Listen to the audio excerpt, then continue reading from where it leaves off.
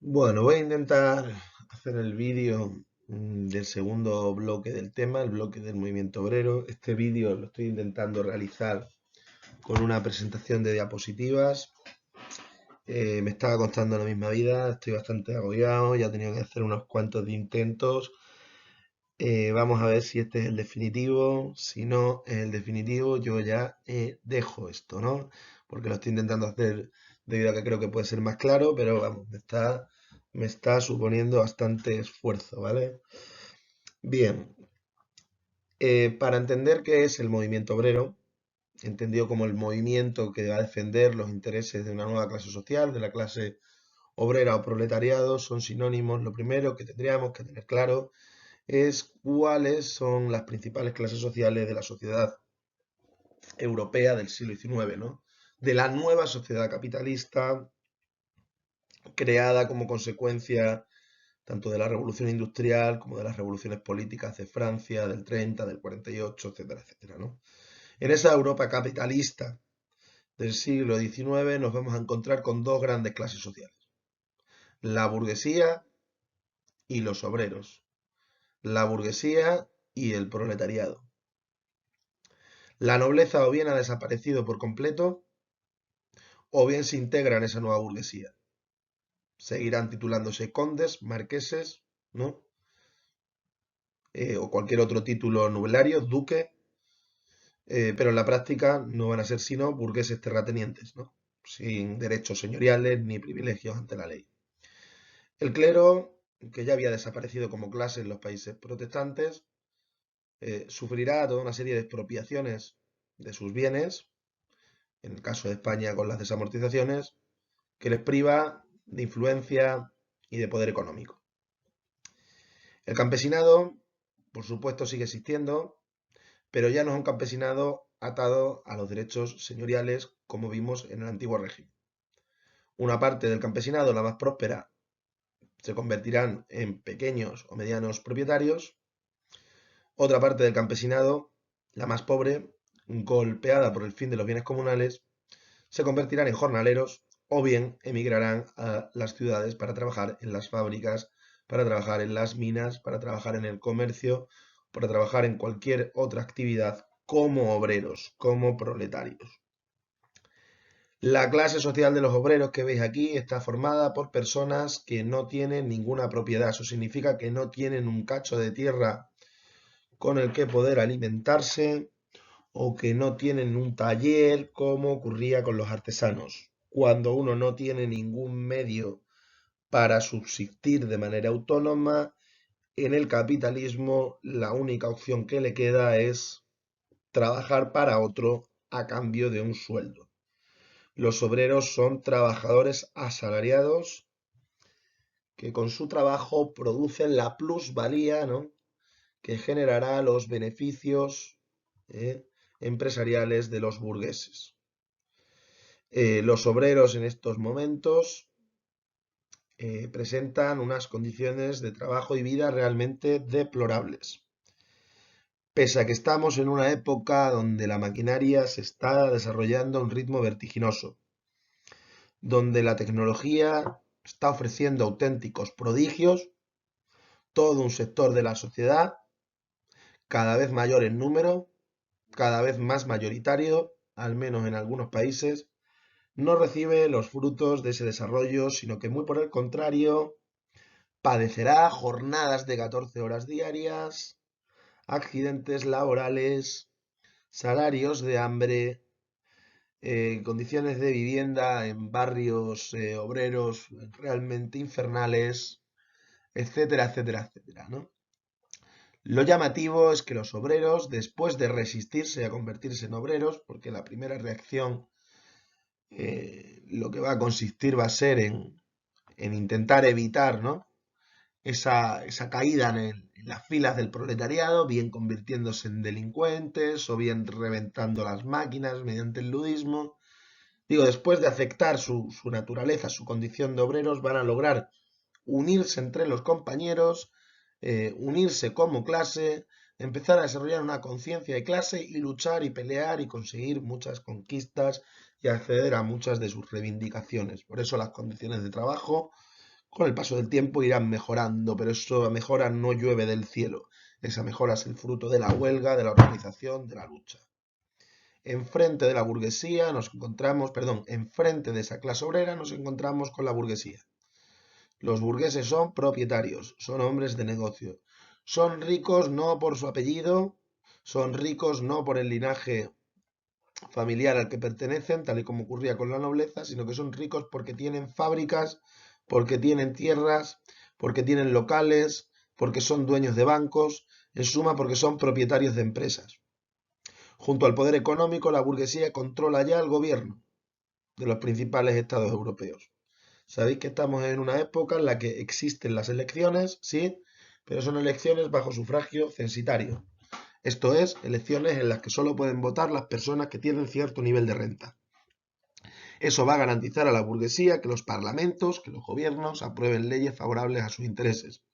Si controlan el parlamento y el gobierno, la burguesía, como podréis imaginar, controla también el ejército, controla también la policía, controla también los medios de comunicación. Es una auténtica osadía que los trabajadores, digamos, que los obreros, ¿no?, se lanzaran a enfrentarse contra esa burguesía, pero lo harán. No siempre. Obviamente aquí veis en la diapositiva que pone clase obrera enfrentada con la burguesía. No siempre ese conflicto se manifiesta. En mi opinión, y no es una opinión carente de fundamento, hay un choque de intereses, obviamente. Los trabajadores pretenderán, por decirlo de la manera más sencilla posible, cobrar más, ¿no?, y trabajar menos, y los burgueses pretenderán que los salarios sean más bajos y que la jornada laboral sea más alta, ¿no? Por mucho que eso pueda acabar derivando en crisis económicas y en otros problemas generales para el sistema, pero si tomamos a cada burgués de uno en uno, cada burgués en su empresa, lógicamente intenta que el coste de la mano de obra sea el menor posible y que su productividad sea la mayor, ¿no? Posible también. En ocasiones ese conflicto no se manifiesta porque logran llegar a acuerdos, obreros y burgueses, eso sucederá. Pero en otros muchos casos lo que nos vamos a encontrar son con movilizaciones obreras muy fuertes, en forma de huelgas, en forma de protestas, en forma incluso de levantamientos violentos, etcétera, etcétera, etcétera. Por ello, no es mentira afirmar que el movimiento social más importante del siglo XIX y XX, con todo el respeto por otros movimientos sociales como el feminismo o los movimientos anticoloniales de las décadas de los 60 y 70, va a ser el movimiento obrero.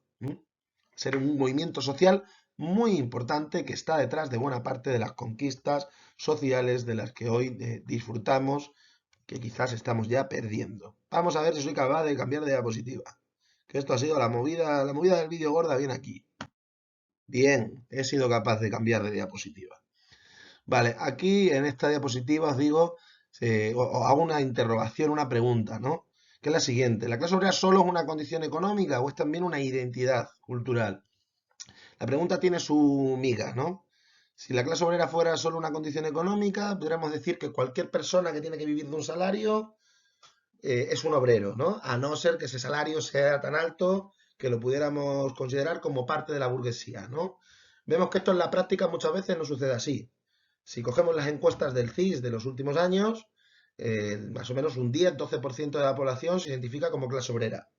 Si cogemos las encuestas del CIS de España de hace 40 años, seguramente ese porcentaje se eleve al 40 o al 50%. Y los españoles no son muchísimo más ricos ahora que hace 40 años.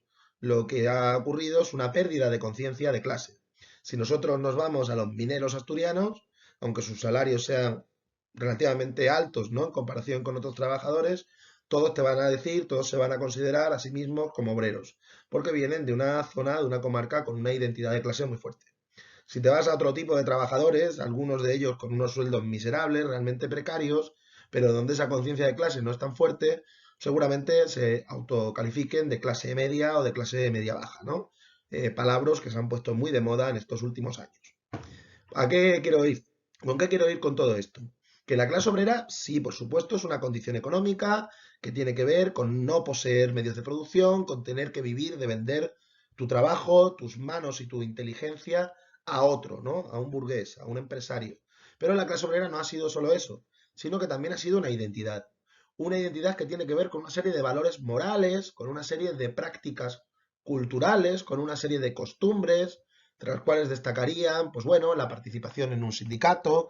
Aquí veis dos siglas, comisiones obreras, que en su momento ya no fue un sindicato que peleó mucho, sobre todo en los años finales del franquismo. Aquí veis otras siglas muy importantes en la historia de la clase obrera española, la CNT. Aquí veis incluso cómo la clase obrera puede identificarse en un momento dado con un equipo de fútbol, sucede en España con el Rayo Vallecano o en Inglaterra con el Liverpool. Aquí veis unos mineros, ¿no?, que dicen que le desean feliz Navidad a todo el mundo, menos a los esquiroles. El esquirol es aquel que cuando hay huelga va a trabajar, ¿no? Es algo que nos habla mucho, ¿verdad?, de la identidad de clase, ¿no?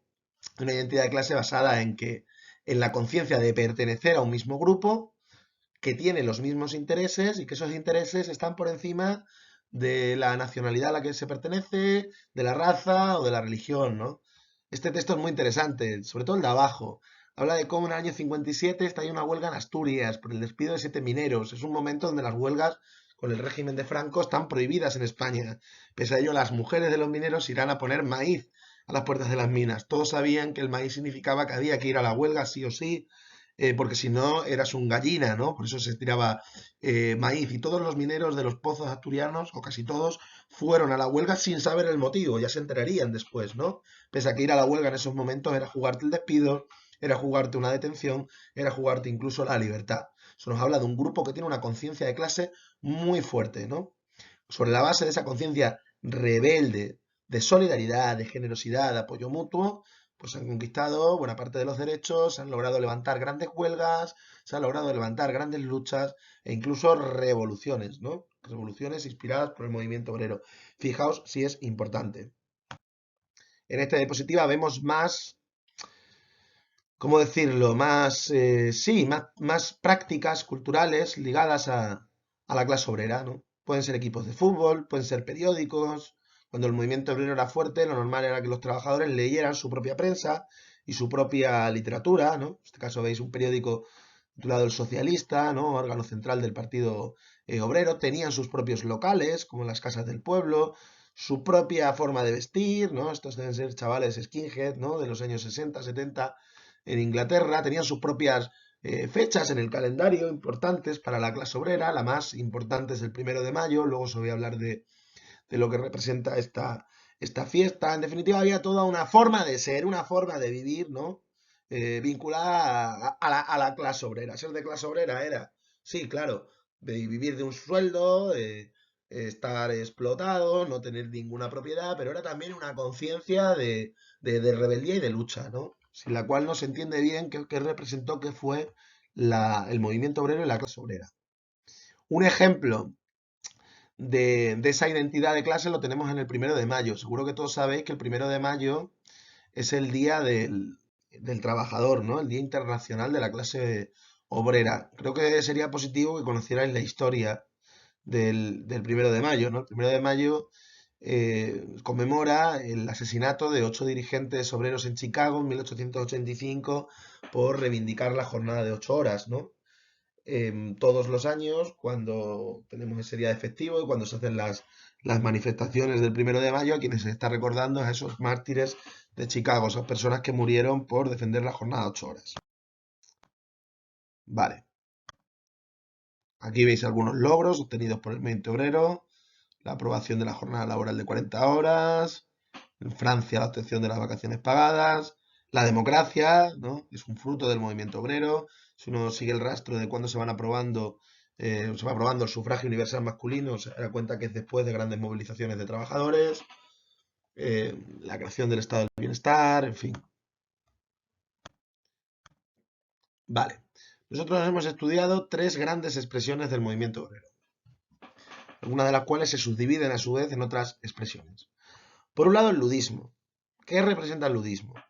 El ludismo representa el momento de rechazo inicial a la industrialización.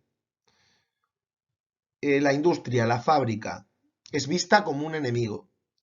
Es vista como un enemigo por los luditas porque se considera que se está destruyendo puestos de trabajo. O en muchos casos porque son artesanos que no han podido competir con las fábricas, que se han arruinado y se han tenido que ver convertidos en proletarios. Entonces el ludismo significa sencillamente destrozar máquinas, reventar máquinas. Como no estamos contentos con los efectos que ha provocado la industria, pensarán los luditas, la mejor manera es cargarnos la industria, cargarnos las máquinas. En ciertos momentos los luditas pretenden volver atrás en la rueda de la historia. Prefieren la sociedad pobre, agrícola que había antes de la industrialización, ¿no? Que la sociedad desarrollada y dinámica de la época industrial en la que ellos les toca la parte de ser proletarios explotados, ¿no? Junto al ludismo podríamos hablar de otros fenómenos de resistencia a la proletarización como la oposición al fin de los bienes comunales, ¿no? En Inglaterra, sin ir más lejos, el fin de los bienes comunales va a ser un proceso muy conflictivo. Cuando se ponían las cercas con las que se privatizaban esas fincas, no era raro que los chavales, que los jóvenes por la noche fueran a ir a destrozar a las cercas. De hecho, tanto el ludismo como la oposición a los cercamientos va a ser condenado de una manera muy firme, muy violenta por parte de las leyes británicas, ¿no? El ludismo en un momento dado va a ser condenado con la pena de muerte, ¿no? Enfrentar una máquina a la horca. Vale. Con el transcurso del tiempo, ¿cómo decirlo? Se van aceptando los aspectos positivos, ¿vale? Que entrañan también, que entraña también la industrialización. Y los obreros van aceptando que les va a tocar ser obreros, que no van a poder volver a ser pequeños campesinos o artesanos. Y los obreros se dan cuenta de que son muchos, que son muy numerosos, que los burgueses les necesitan para poder sacar sus empresas adelante y comienzan a organizarse entre ellos. En organizaciones mucho más estables que lo que nos vamos a encontrar con el ludito, con el ludismo. Esas organizaciones en principio son sociedades de apoyo mutuo. ¿Mm? Los obreros ponen un fondo común para que si, por ejemplo, uno tiene un accidente de trabajo, pues reciba solidaridad de los compañeros, ¿no? Y no se muera de hambre, ¿vale? O si un obrero muere en el trabajo, su viuda reciba un dinero, ¿no? Aportado por todos los compañeros. Pero esas sociedades de apoyo mutuo pronto darán el paso a la aparición de los sindicatos. ¿Qué es un sindicato? Un sindicato es una asociación de trabajadores, ¿de acuerdo? Que lucha por la mejora de las condiciones laborales y de vida de los obreros. Los sindicatos, ¿por qué tipo de causas pueden pelear? Por aumentos de salarios, por días de descanso, por reducciones de la jornada laboral, por protección frente al despido, porque el trabajo se desarrolla en condiciones higiénicas, contra los accidentes laborales, por la seguridad en el trabajo y todas las reivindicaciones que se os ocurran en este sentido. El sindicato, en principio, no es una organización revolucionaria por naturaleza. Uno cuando pide un aumento de sueldo no está pidiendo una revolución. Uno pedirá una revolución cuando exija que la fábrica sea de todos o que el trabajo asalariado desaparezca. Pero demandar que el trabajo asalariado se desarrolle en mejores condiciones no es pedir una revolución, es pedir una cierta mejoría para los obreros dentro de esta sociedad. Otra cuestión distinta es que algunos sindicatos, no todos, algunos, acaben incorporando también objetivos revolucionarios, ¿no? Y den una pelea cotidiana, una pelea de todos los días por mejorar las condiciones laborales a la vez que se tiene en el horizonte un proyecto de revolución que lo cambie todo. Pero el sindicato, en principio, es una organización de defensa de los trabajadores por sus intereses más básicos, más inmediatos. Que no me despidan, que me suban el sueldo, que me bajen la jornada. ¿Cuál va a ser la gran movilización sindical del siglo XIX? De la segunda mitad del siglo XIX en Europa, la exigencia de las 8 horas. Lo hemos visto antes con el 1 de mayo. ¿El 1 de mayo de dónde viene? De una manifestación pidiendo las 8 horas que acaba con la ejecución de 8 dirigentes sindicales, anarquistas por cierto, ¿no? Y que todos los años recordamos con ese día festivo que es el Día del Trabajador, ¿no? ¿Cuáles son los métodos de lucha de los sindicatos? Las huelgas, la acción directa mediante piquetes, la negociación también es un método de lucha sindical. Decirle al empresario, oye, antes de ir a la huelga, antes que el conflicto vaya más, vamos a intentar llegar a un acuerdo para resolver esto, ¿no? Y normalmente en esas negociaciones las dos partes ceden algo, ¿vale? Pero digamos que del sindicato se va a pasar a una tercera expresión del movimiento obrero. Una expresión que llamamos socialismo, sería más preciso haber titulado estos socialismos, porque van a tener distintas versiones, que lo que van a pretender es una alternativa revolucionaria, una alternativa integral a la sociedad capitalista. Los obreros van a tener la osadía de imaginar un mundo diferente, un mundo distinto al que existía, la osadía de un mundo alternativo al de la burguesía, pensando además que lo van a hacer mejor que la burguesía, que ese mundo va a ser mejor, y esa alternativa la titulamos como socialismos. Entonces, ¿el ludismo qué es? La primera reacción instintiva ante los males que están provocando las máquinas, destrozarlas. ¿El sindicato qué es?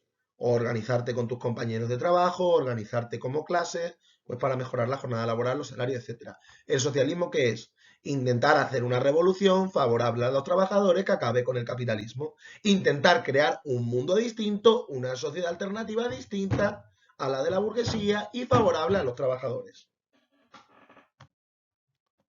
Vale. ¿Qué tienen en común todas las corrientes del socialismo?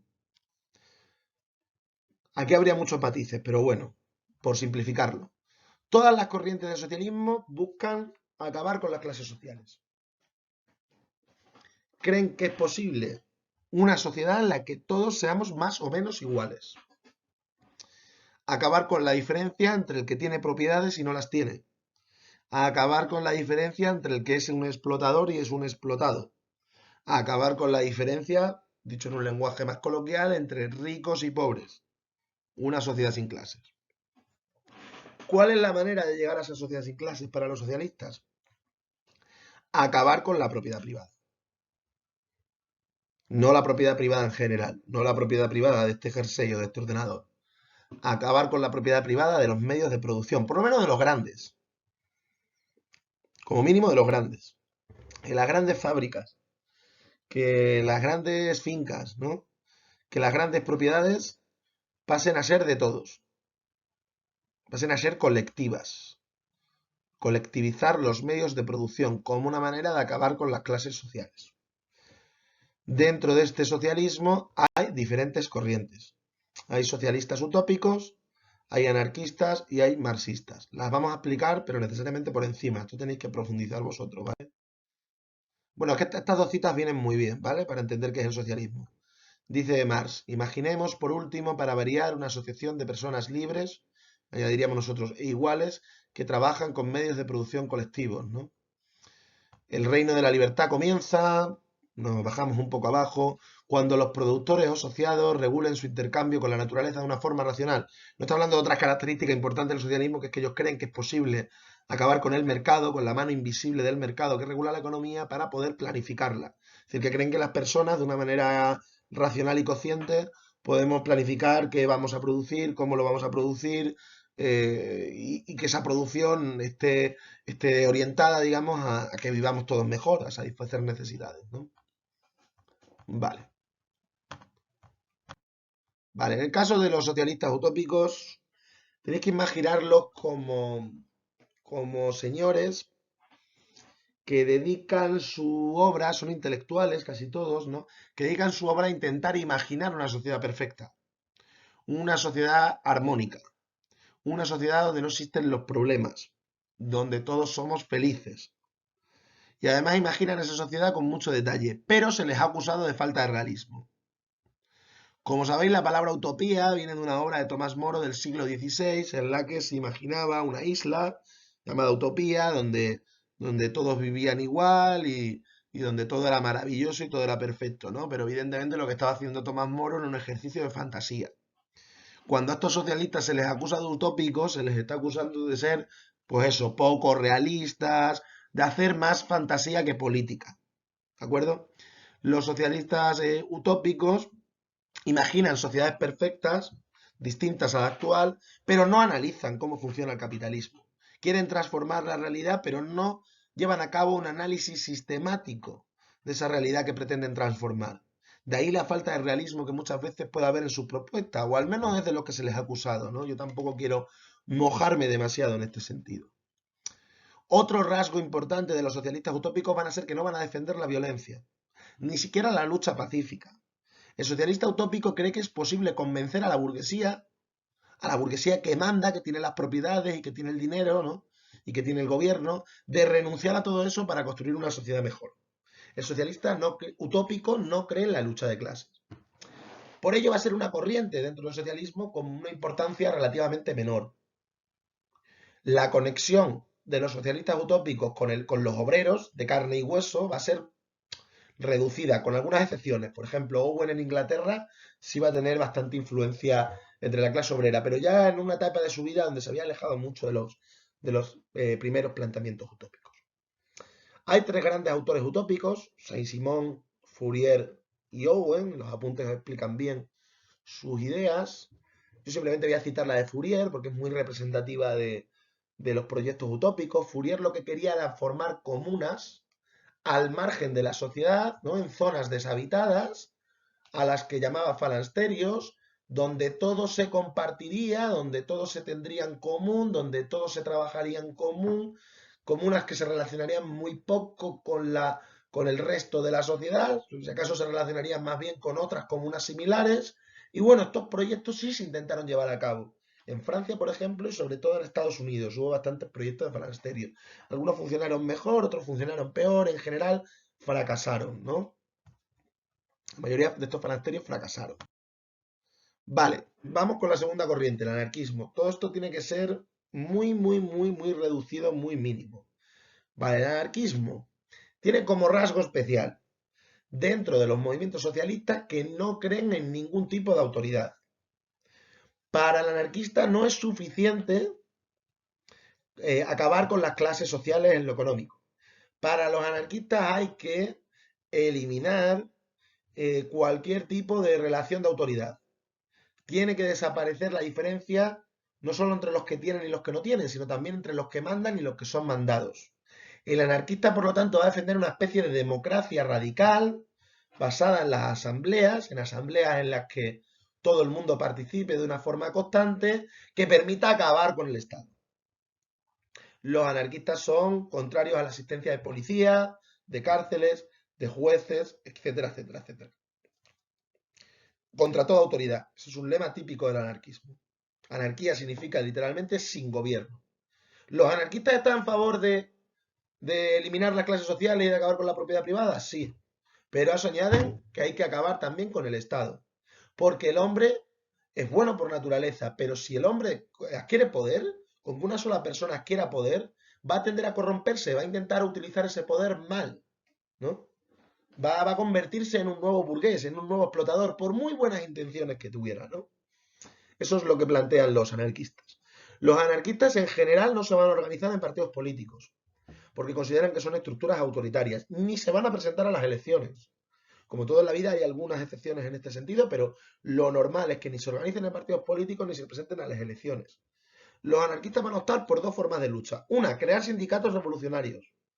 Y ello va a tener mucha importancia en España precisamente, donde contaremos con un sindicato vinculado al anarquismo muy fuerte que se va a llamar la CNT. Otra, más minoritaria, realizar acciones armadas. A finales del siglo XIX y principios del XX va a haber en Europa un fenómeno de terrorismo anarquista. Incluso llegarán a matar a algunos presidentes del gobierno. ¿Vale? Aquí veis algunos principios, ¿no? Nos dicen, por ejemplo, apoyo mutuo. Las personas deben ayudarse unas a otras sin tener temor por las leyes, por las cárceles, por los ejércitos, es decir, rechazando las leyes, las cárceles, etcétera. El anarquismo se opone a todas las jerarquías, en fin.